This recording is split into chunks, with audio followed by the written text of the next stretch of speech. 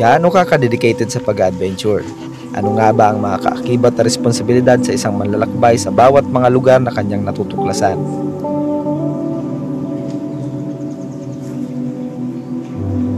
Mga katanungan na laging sumasagi sa isipan ko tuwing ganitong tanawin ang nasa harapan ko. Pagiging madamot nga bang maituturing ang paglihim sa mga lugar na kagaya nito? O tungkulin na dapat nating gampanan para sa kalikasan?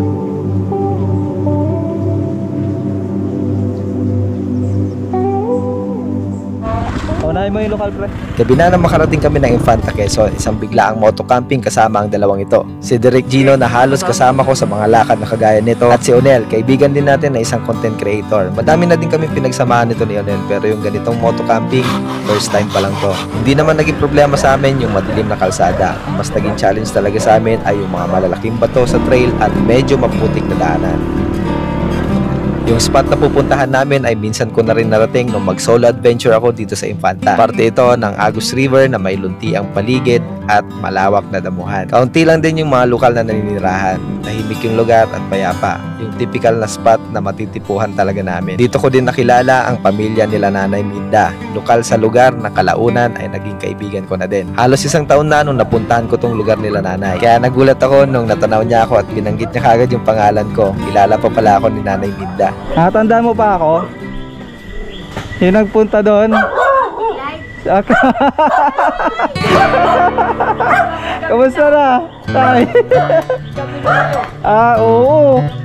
Hintay ko kasi mga kaibigan ko galing pa Pangasinan. Sabi ko ipapakita ko sa yung maganda dito sa Infanta. Kumustahan lang, nagkwentuhan habang hinainan kami ng mainit na kape. Sakto at kanina pa kami nilalamig kasi buong biyahe inulan kami. Ang sarap lang sa pakiramdam yung ganito. Yung pag-welcome nila sa amin, akala mo may bagong dating na kamag-anak galing syudad. Todo asikaso talaga. Lagi talaga ako nagpapasalamat na ganitong klaseng mga lokal yung pinapakilala sa amin ng tanhana. Pagkatapos makapagkape at kwentuhan, pinuntahan na namin yung spot kung saan kami magkakamp.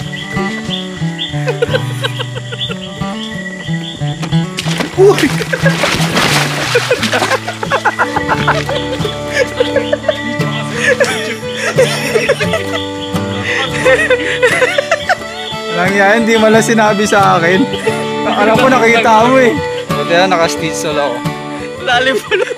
Pinasamahan kami ni Nanay Minda sa kanyang apo na si Joker. Hindi na kasi kaya ng mga motor namin yung ruta pababa. Dito sa Pilapil yung daan namin para mas mabilis kami makarating sa spot.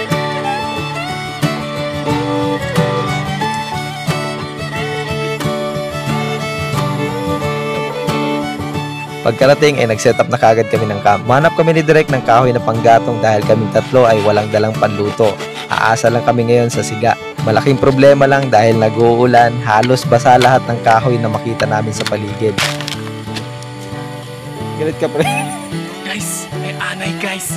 This is a good source of protein. Guys.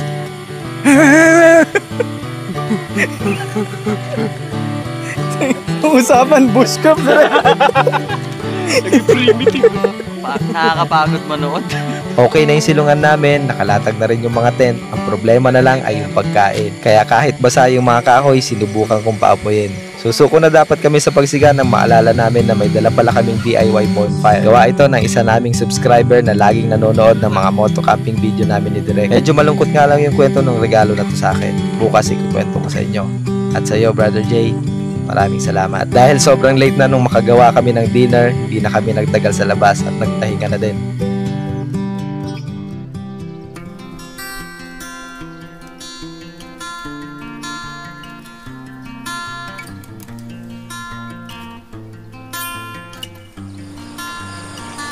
Pagising ko sa umaga tuwing nasa camping ako, ito yung first routine na ginagawa ko. Ang matulala habang pinagmamasdan ang ganda ng kalikasan. Ganda. Yung fog oh, tignan nyo. O nga pala, dito tayo ngayon sa Infanta Quezon. At itong spot na to ay binalikan natin. Pangalawang beses natin dito. Pero nung unang punta natin dito, hindi tayo nakapag-camp. Kaya ngayon, sinamantala natin na may mga kasama tayo. Kaya dito tayo nag-camping. Although mahirap puntahan yung lugar, pero kinaya naman natin. Kinaya ng mga motor namin. At ito yung reward namin. Pagkaganda.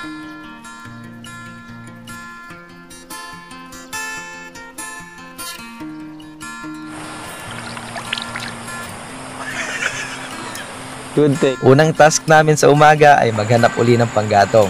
Timing na din para kahit papaano, ma-explore namin yung paligid. Ayan tayo nakitang bayabas. Nako mo naman ng bayabas. Pre, 3 piraso, tig-isa tayo pre. Kunin ko na yung sa akin. Sakto, 3 kami. Pero syempre, tayo na ang unang pipili. Piliin natin yung medyo maliit lang para mas malaki sa mga kaibigan natin. Medyo hilaw-hilaw pa sa'yo, no? Oo. Tapos yung iniwan mo, pre, yung hinog. Sobrang hinog, natuyo na. Override. Pre, hinulog mo yung kay Onel. Pre, kunin mo yung sa'yo. Meron pa ako, pre. Nel, kunin mo na sa'yo, Nel. Akin talaga yung night. Kunin natin yung para kay BC. Ay, ang swerte mo. Pre, hindi ito bayabas. Cherry ito. Yan yung bertud, pre.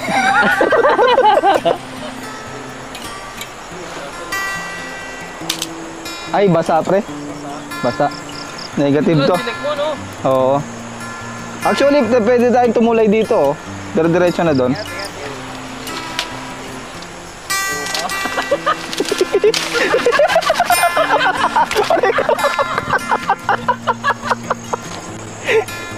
Dahil sinadya ka yun. Talaga. Galing ah. Tinest ko kasi kung okay pa yung kamay ko pang push up, pre. Solid yung rock formation dito. Ganda sana din pumesto dito. Tapos ito yung area mo dito na pagkakampingan. Tapos ito naman yung baba mo, ilog na kagad. Ganda rin spot dito. Kaso di namin nakita ito eh. Gabi na kasi kami dumating. Actually, mas marami bang magagandang spot na pwedeng pagkampingan. Kahit nga doon, pre, oh. May nakita na kami kahoy. Sana to yung kasya na to.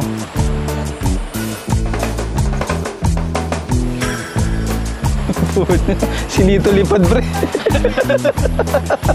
Tayo na sundalo yan, pre. Nakatabang ng tinig. Aray!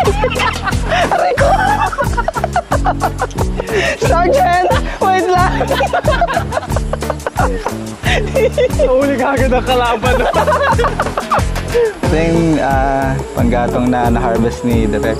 Ito naman yung sa akin. Medyo may kabigatan pero okay lang. Tapos ito na. Tunay na kampo. Kay Onel. Ganito lang ang bitbit. Barbecue steak yata ko. Hiwa ko na kasi. Kaya tumiit na ganyan. Nel, gusto mo tulungan kita? Hindi, okay na ako. Okay lang, sure ka? Oo. Pawis na pawis ka na eh. Para sa iba, boring daw yung camping. Paulit-ulit lang daw yung ginagawa. Yan ay kung hindi mo i-enjoy yung mga nasa paligid mo. Ayaw ko yung bitbit. Tapos ikaw pa yung nadapa, pre. Kapag nasa raw spot ka, humanap ka lang ng simple activity na magpapawala ng bagot mo. Ayaw mo rin. Syempre, di pa patalo yan. Isama mo na din yung tropa mo na same kayo ng trip para may katawanan ka. Kaya bumelo ka. Lapit lang yan, pwede pa. Yan. Kailangan bumubelo, pre. Mayabang talaga eh. No? Kung sa inyo, bumelo ka, bading ka.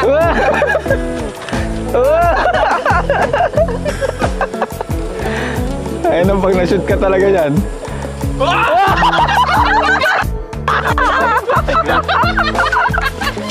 Tabi na sayang! Wala ka rin. Sabi niya pala, yung kuko ng mga naging tiger. Yung mga nakakabit. Pagkabit ng paano. Gawin niyong extraordinary yung sa tingin ng iba ay simpleng bagay. Isa pa sa mga na-miss ko yung mga gamit ko pang bushcraft. Buhay pa oh. Ito yung paborito ko ang bolo na gawa pa sa amin sa Leyte. Tapos yung paborito kong lagare. Hindi ko alam ba't hindi ko trip yung folding.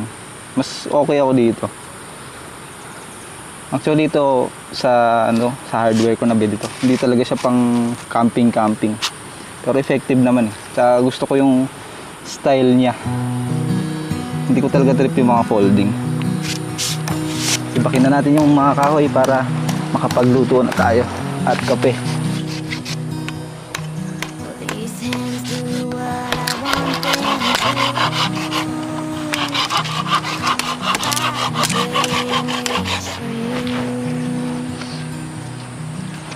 Itong saling na to, nakuha ko to sa Mount Ugo nung nag-camp kami nila MJS saka ni Behero. Kasi yung binigay ni Direk, naubos ko na eh. Isang malaking ganitong kahoy na to na saling, tapos hinati-hati ko lang.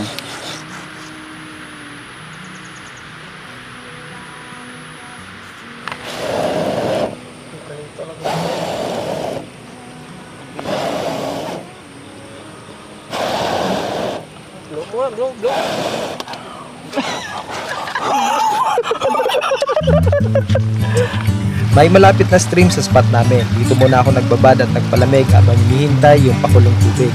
Medyo malayo kasi yung mainstream ng ilog kaya mamaya na lang kayo pupunta doon kapag nakakain na.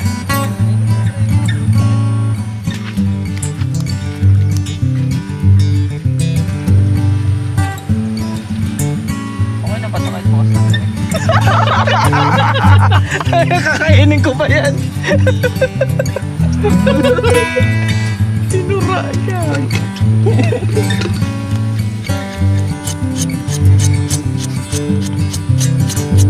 Sanay na sanay humawak pre. Paano hawak pre?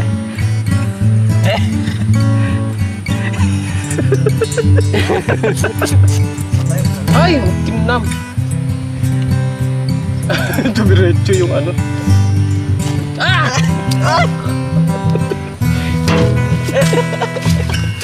Janela kan. Buset!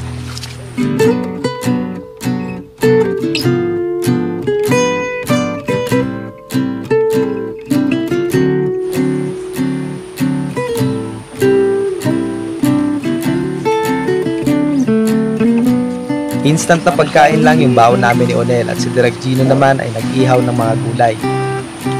Lambot na, pwede na.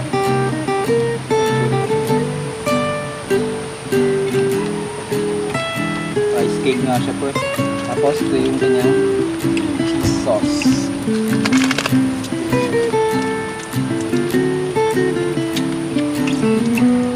Pwede ka pala mag-pray dyan eh. Hawak mo. Bakit? Si Jesus. Sino?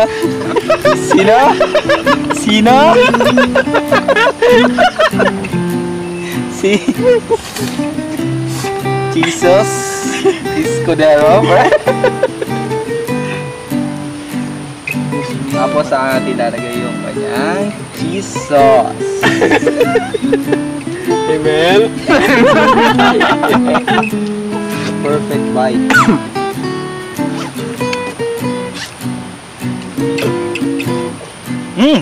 Okay na ako dito, pre. Maglagay ka ng ano, healthy food sa katawan mo. Yeah, tama naman yun. Kaya tumataas sa airline mo eh. Tignan mo si Iki. Huwag mo nang pansinin, pre. Naggagamot na hayop tao eh. First time natin makakatikim ng inihaw na patola. At ngayon ko lang nalaman na iniihaw pala siya.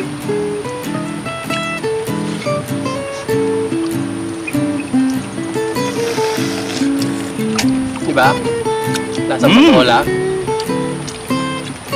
Ganda ng pagkaroon ng salt niya eh, tsaka yung pepper. Saka mas bet ko siya sa inihaw na ano, cucumber. Yung cucumber nag-iiba yung lasa eh. Inihaw bang cucumber? Oo, sa kebab pinasama din.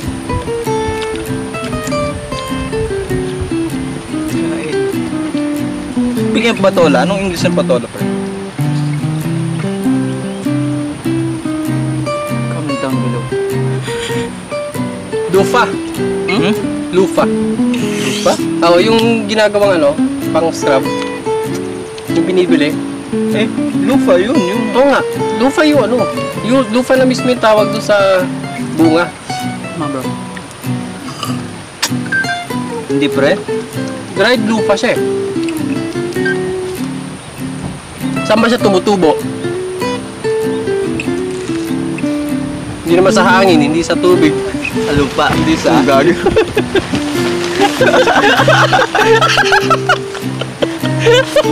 Hindi nung tumabol. Walang view naman talaga eh. Pati yung set, di Akala ko- nag-agree sa joke, pre. Ako nandito. Kala ko pre, additional information na para sa akin pre. Pagkatapos kumain at sumakit ng ulo sa kakaisip sa English ng patola, nag-decide na kami na puntahan na yung ilog para makaligo na.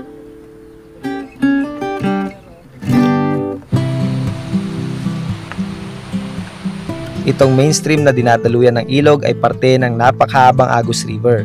Medyo malayo lang ito sa Agus River na commercialized na at puntahan ng mga turista. Dito ay nananatili pa rin sariwa at payapa yung Agus River. Inangkin mo na lahat.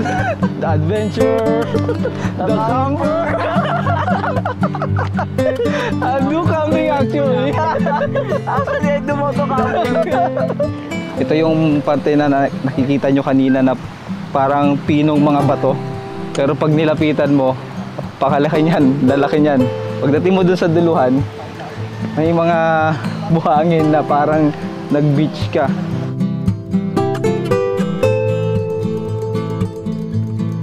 Ito na yung buhanging part. Nasa beach tayo real quick. Tignan nyo, ang ganda dun. Pakalawak, buhanginan yan. Friend, nasa beach na tayo!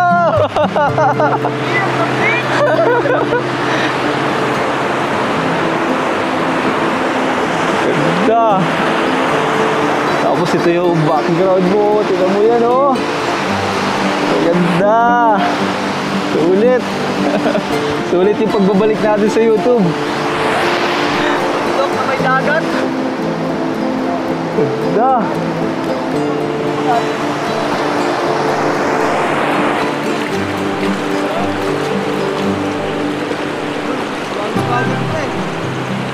Big! Woo! Sarap! Dahil tanghali na at tapat na yung araw, matagal kami nagbabad sa ilog. At halos dito na namin inubos ang oras bago kami magpasyang mag-pack up na ng mga gamit namin.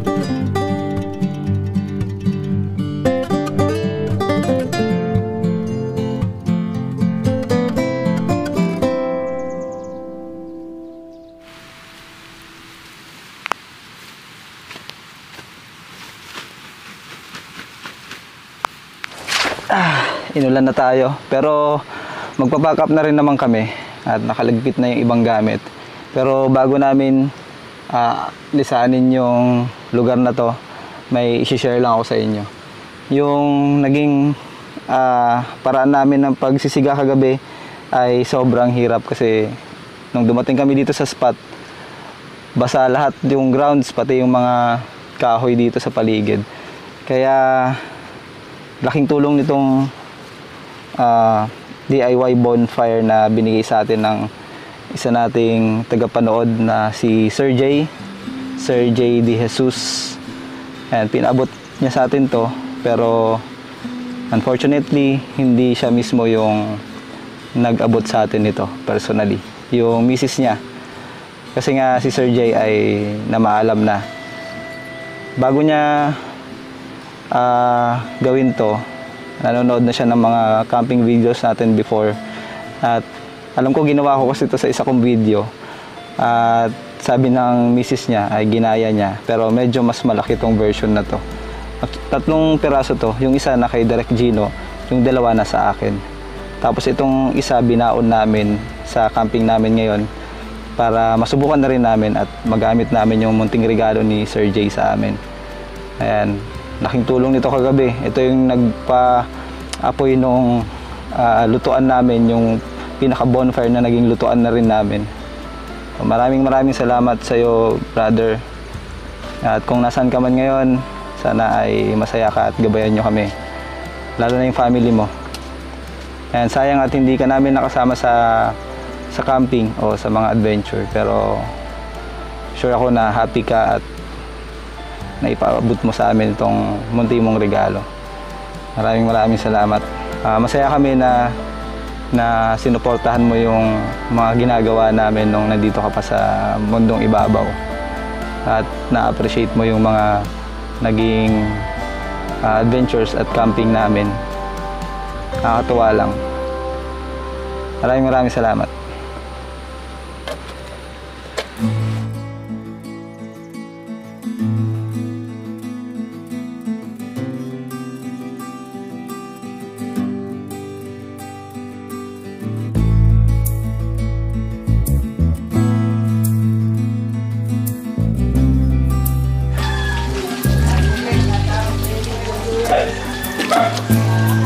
po.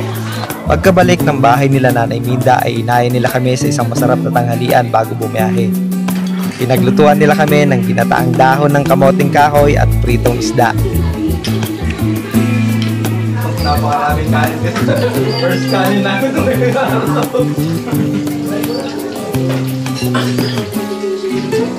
Ang kalikasan ay andito lang, naghihintay para madiskubre. Pero ang tanong ay handa ba tayong makita ito? Paano nakakasiguro ang inang kalikasan na sa tamang mga mata siya mapupunta? Ingat na ingat kami sa lugar na aming napupuntahan, lalo na yung mga kagaya nito. Isang paraan para maprotektahan yung lugar ay yung hindi pagbibigay ng eksaktong lokasyon. Kung paghihirapan mong matuklasan yung mga spot na kagaya nito, marahil ay worthy ka sa kagandahan ng lugar at mga taong nandirito.